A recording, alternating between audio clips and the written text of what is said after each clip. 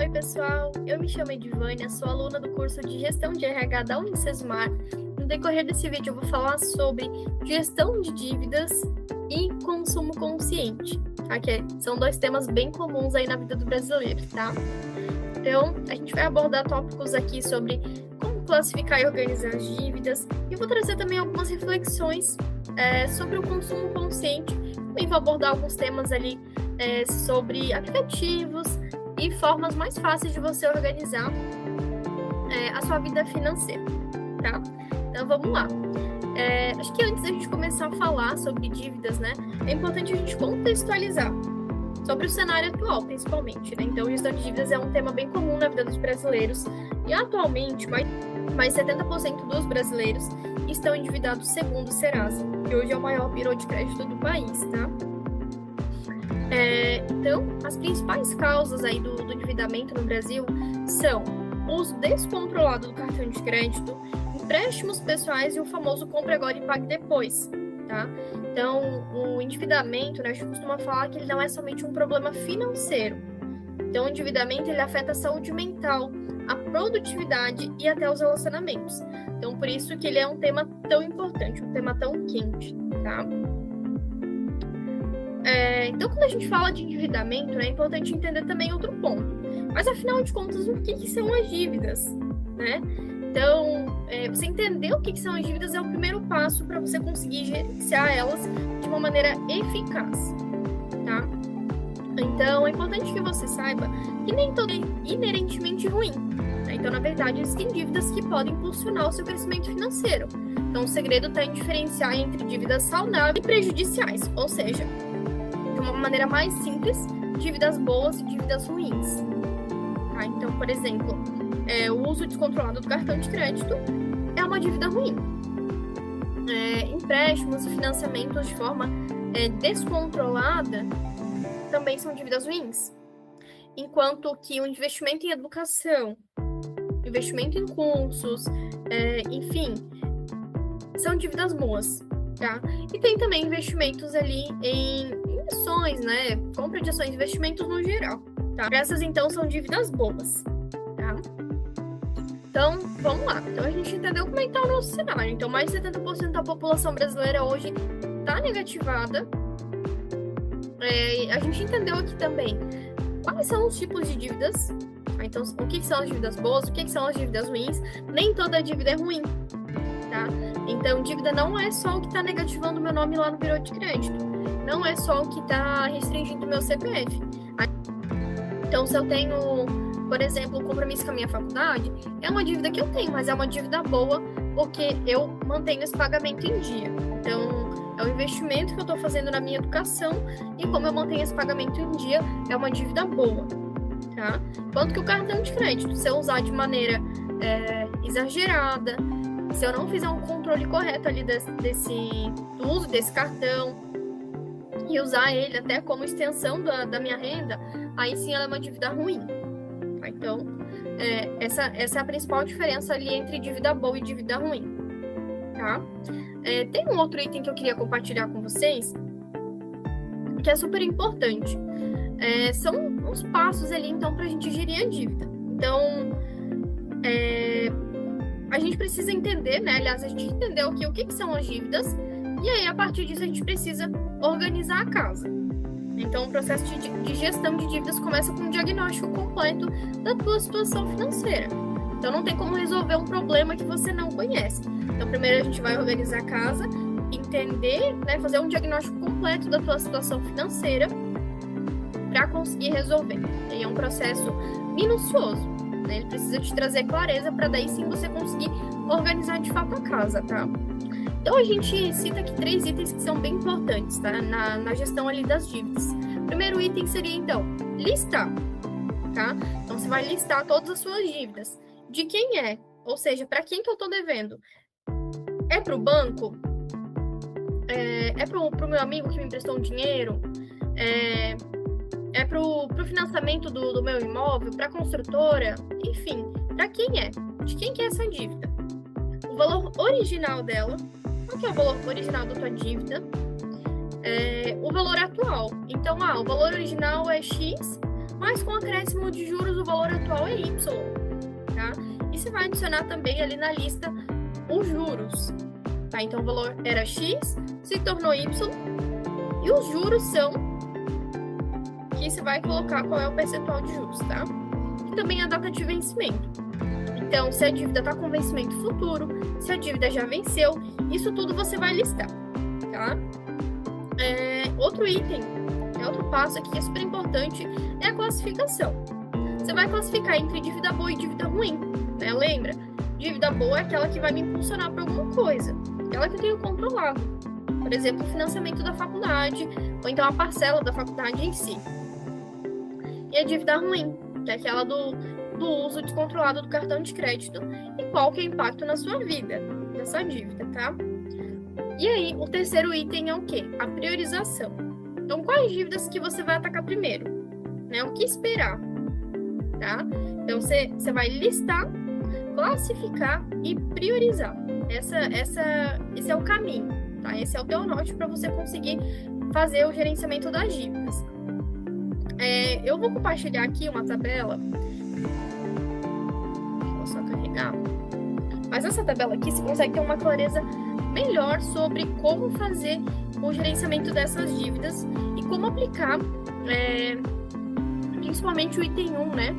Principalmente o item 1, que é a listagem das dívidas, tá? Então, vamos lá. Essa tabela aqui, ela é bem simples. Você consegue fazer no Excel comum, ou se não for no Excel, você consegue utilizar um outro tipo de tabela. Você pode também fazer um desenho ali à mão, tá? Fica a seu critério. Mas a minha sugestão aqui é a tabela, tá? No Excel. Então, você vai listar ali na coluna o credor, né? Para quem é que você está devendo, o tipo de dívida, se é um cartão de crédito, se é um empréstimo pessoal, se é uma pessoa física, o valor original da sua dívida, o valor atual com acréscimo de juros, ou pode ser que não teve juros, então, ou pode ser que o valor reduziu porque você já pagou, né, uma parte. Você vai colocar também os juros mensais, ao acréscimo de juros ali, o percentual de juros, e o vencimento, tá? Se já passou do vencimento, se ainda não passou, se é um vencimento futuro, que é bem importante, tá? Essa tabela ela vai trazer uma clareza visual para você, muito legal, e vai te ajudar a gerenciar de uma maneira mais fácil.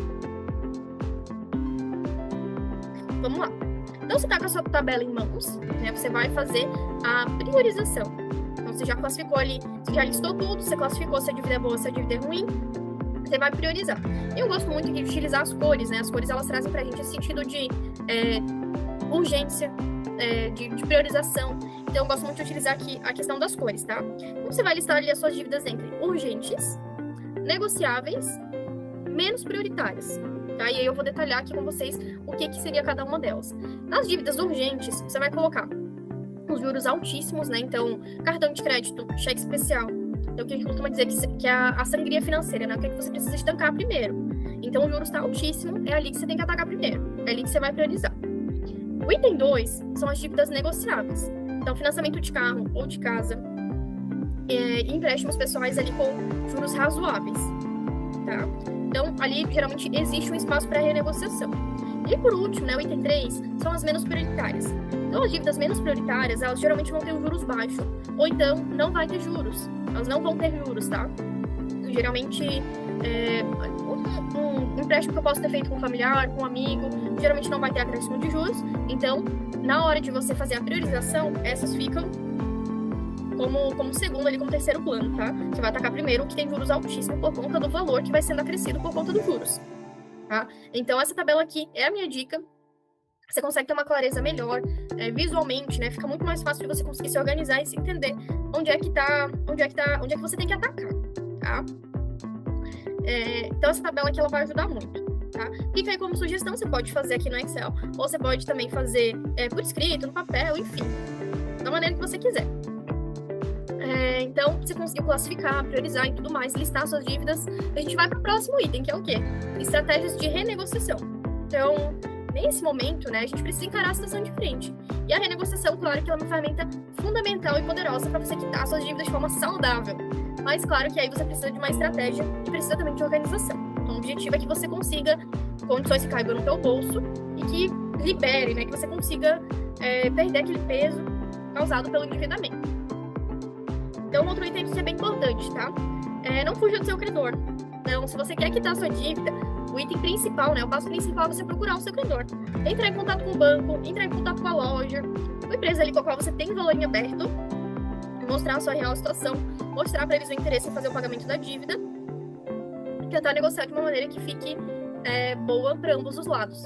Então, é comum, né, que o credor prefira negociar do que perder o valor total da dívida, né? Então, porque a empresa, ela tem um certo trabalho para fazer a inclusão ali no cadastro de inadimplentes e tudo mais, então é preferível, né, que as empresas, elas costumam preferir negociar a perder o valor total da dívida. É importante que você procure a empresa, mostre o seu interesse e tente negociar de uma maneira que fique favorável para ambos os lados, tá?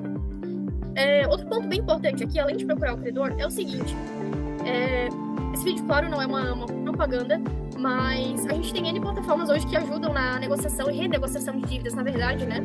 E o Serasa Limpa Nome, que é um programa, ele consegue te ajudar. Então, o Serasa Limpa Nome pertence ao Serasa, que é uma iniciativa privada, mas a plataforma do Serasa Limpa Nome, ela ajuda muitos brasileiros a conseguir renegociar suas dívidas. E, claro, tem ofertas ali que elas chegam a 90% do valor original da dívida. Então, tem descontos ali que são bem bacanas. Eu acho que vale super a pena dar uma olhada, ver se a tua dívida às vezes está lá, para você conseguir renegociar, tá? Outro ponto que é importante que é o seguinte: pode ser que você tenha uma dívida e às vezes a dívida não vai estar lá no programa do Serasa Limpa Nome. Nem toda empresa com a qual eu tenho valor em aberto vai ter uma oferta lá no Serasa Limpa Nome. Mas aí você pode procurar diretamente a empresa para tentar negociar com eles. Então, o Serasa Limpa Nome, ele tem ali parceria com diversas empresas de N segmentos, empresas de telefonia, bancos, instituições de ensino, né? Então, o nicho ali de ofertas que você consegue negociar, ele é bem amplo. Tá? Então, vale sim dessa conferida. Tem muitos descontos ali que são legais. Então, você pode dar uma olhada, tá? É uma das formas de você conseguir renegociar sua dívida, tá? Então, beleza. A gente conseguiu entender aqui todo o cenário, conseguiu listar as dívidas, conseguiu priorizar, você conseguiu uma oferta legal ali com a sua empresa, conseguiu limpar o nome. Tem mais um ponto que é importante. Agora, depois que eu organizei minha casa, né, organizei minha vida, um outro item mega importante é você evitar o endividamento de novo, tá? Então, limpar o nome, evitar, né, o reendividamento, ele é tão crucial quanto quitar as dívidas. Então, isso acaba meio que se tornando um ciclo vicioso, né? E aí você precisa realmente quebrar ele, e isso acontece com a mudança de comportamento. Então, as dívidas, elas não são só compromissos financeiros, as dívidas, elas também estão muito relacionadas ali com comportamento e hábitos financeiros saudáveis, tá? E aí, para você conseguir ter um controle melhor, né, das suas dívidas, um item que é muito importante é que você faça um planejamento mensal e realista, tá? Então, sei que hoje com a internet tem vários coaches, várias pessoas que dão dicas ali sobre educação financeira, investimento e tudo mais, mas você precisa ser realista, tá? Então, a gente não vai conseguir de um dia para noite ir lá e fazer um investimento de 90% do salário, ou fazer uma poupança com 90% do seu salário. Então, vamos lá, vamos fazer um orçamento realista, tá? Então, não adianta fazer um orçamento que não cabe na tua realidade. Então, você precisa ser honesto com as suas despesas, com as suas receitas, para você conseguir enxergar o teu cenário de maneira mais ampla, como um todo, tá? Próximo passo aqui é o quê? Você evitar compras por impulso. Sei que acontece, principalmente aí com o uso desenfreado da internet, né? Você procura por um item, dentro de alguns minutos, dentro de alguns instantes, tem N sites te oferecendo aquele produto. E isso acaba interferindo muito nessa questão de fazer compras por impulso, tá? Mas a minha dica hoje é, para você evitar compras por impulso, dê um tempo, tá? Dê um tempo. Se for algo caro, espere pelo menos 24 horas. Deu 24 horas e você ainda quer esse item, você ainda quer esse item, essa compra, aí sim você compra. Mas dá esse tempo de 24 horas. É um tempo ali para o seu cérebro processar se realmente faz sentido aquela compra, tá? Outra dica aqui é que você prefira pagar à vista. Eu sei que o uso do cartão de crédito, ele ajuda muito. Então, a minha dica é que você evite parcelamentos desnecessários. O cartão de crédito, sim, ele é importante, ele ajuda, mas para que ele seja bom e benéfico para você, você precisa utilizar ele com sabedoria, tá? Então, ele vai ser uma ferramenta de apoio e não uma extensão da sua renda. Isso a gente precisa ter muito claro. Então, se eu ganho, exemplo, tá? 5 mil reais, eu tenho 3 mil de limite, então isso significa que eu tenho uma renda de 8 mil? Não. Tá? É importante que o gasto que você faça no seu cartão de crédito, você consiga pagar com a sua renda. Ele não é uma extensão. Você precisa pagar com o valor que você ganha dentro da sua renda. O cartão de crédito, ele não é uma extensão da sua renda ali mensal. Então, isso acaba levando para o endividamento nas N situações, muitas das vezes, né? E a dica final aqui seria criar o hábito de poupar, né, para uma reserva de emergência. Então, aqui, vou trazer um exemplo aí de R$100, tá? R$100 por mês. Parece que é pouco, né? No início, R$100 por mês. Se você fizer isso vezes 12, ao final do ano você vai ter R$1.200. Aí você pode achar, às vezes, que é pouco. Melhor R$1.200 guardados ali na sua conta do que R$1.200 gastos. É um valor a mais que você está guardando ou que você pode investir para você mesmo ou para um lazer com a sua família ou algo assim. Tá? Então, a poupança, ela não precisa ser necessariamente um valor alto. Você pode começar com pouco. O importante é que você faça e que você comece. Aí é uma reserva de emergência, né? A gente precisa ter para conseguir ter mais tranquilidade, ter uma vida financeira, assim, saudável, tá bom? Então, esse hábito aqui você ter uma reserva de emergência, ele é super importante, tá? Então, falei aqui sobre esses pequenos hábitos, né? Pra gente conseguir se reorganizar na vida financeira. Tem um outro item que eu queria compartilhar, que, assim, a internet, ela facilita muita coisa, né? E hoje, existem diversas ferramentas e recursos, desde aplicativos que facilitam ali o controle diário das finanças no geral, né? E plataformas que também te auxiliam na renegociação de dívidas e tem também materiais educativos para aprofundar o conhecimento financeiro. Então, esse vídeo é um deles, mas a partir disso aqui você consegue consultar N outras plataformas, N outras ferramentas que podem te ajudar a fazer uma gestão financeira melhor. Então, eu vou colocar aqui algumas dicas. Para controle diário e organização, tem o aplicativo Mobiles, tem o Organize e tem o Minhas Economias. Então, você consegue listar ali nos aplicativos, em algum deles, né, caso você queira, quais foram os seus gastos, para que foi o seu gasto, né, no que foi seu gasto. Você consegue listar ali mensalmente ou semanalmente no que você gastou, para você conseguir ter uma clareza melhor, porque às vezes a gente vai gastando de pouquinho em pouquinho e quando vê, meu Deus, onde é que foi parar meu dinheiro?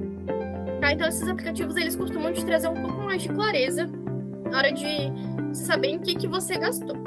Tá? Então, Mobiles, Organize e Minhas Economias são aplicativos móveis que você consegue baixar aí no seu celular e eles são gratuitos. Tá? É um recurso gratuito que você consegue para te ajudar.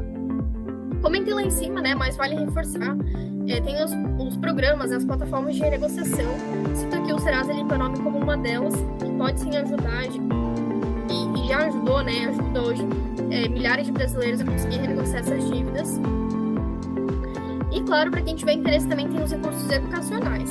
Tá? Então hoje cito aqui como uma das fontes de conhecimento, né? É o site do Banco Central. Lá no site do Banco Central tem alguns materiais gratuitos sobre educação financeira. Se quiser, se tiver interesse, pode aprofundar o conhecimento, tá? O acesso ali ele é totalmente gratuito, qualquer pessoa pode acessar, tá? E aí, pra gente fechar, né, com chave de ouro, pra gente reforçar aqui sobre o que é o consumo consciente, né? Eu queria terminar aqui com vocês com uma reflexão final. Faz sentido a gente pensar que assim, ó, o endividamento ele é muitas vezes um sintoma de um consumo desregulado, tá? E é muito importante, então, que a gente aprenda a diferenciar desejo de necessidade, tá? Então, aprender a diferenciar desejo de necessidade é fundamental. Então, antes de você fazer uma nova compra, é importante que você faça para si mesmo essas 3 perguntas. Então, vamos lá. Eu realmente preciso disso agora? Se eu preciso, eu posso pagar à vista? Terceira pergunta. Essa compra, ela está alinhada com os meus objetivos? Uma reflexão, tá? As 3 perguntas você deve fazer para si mesmo no momento de fazer uma compra. Então, quando você incorpora essas 3 perguntas no seu processo de decisão, você não só evita novas dívidas, mas você constrói um relacionamento mais saudável e consciente com o seu dinheiro, tá? Então, achei bem interessante quando eu li essa frase, mas assim, a liberdade financeira não é sobre você ter muito, mas sobre você viver bem com o que se tem, tá? Não é sobre você ganhar muito, é sobre você viver bem com o que se tem. Então, às vezes tem pessoas que ganham muito, mas que não conseguem fazer uma gestão de dívidas saudável, não conseguem se organizar, e isso acaba virando uma bola de neve, tá? Então, fazer uma boa gestão consegue te trazer mais calma, consegue te trazer relacionamentos mais tranquilos. Aí ela contempla toda a sua vida, né? O financeiro, ele contempla toda a sua vida. Se a sua vida financeira estiver bagunçada, todo o restante vai ser. Tá? Então, pra gente fechar com chave de ouro aqui com essa reflexão, espero que esse vídeo te ajude, consiga te trazer mais clareza, que você tenha conseguido tirar alguns insights sobre essas dicas que eu trouxe. E é isso. Obrigada pela atenção. Tchau, tchau.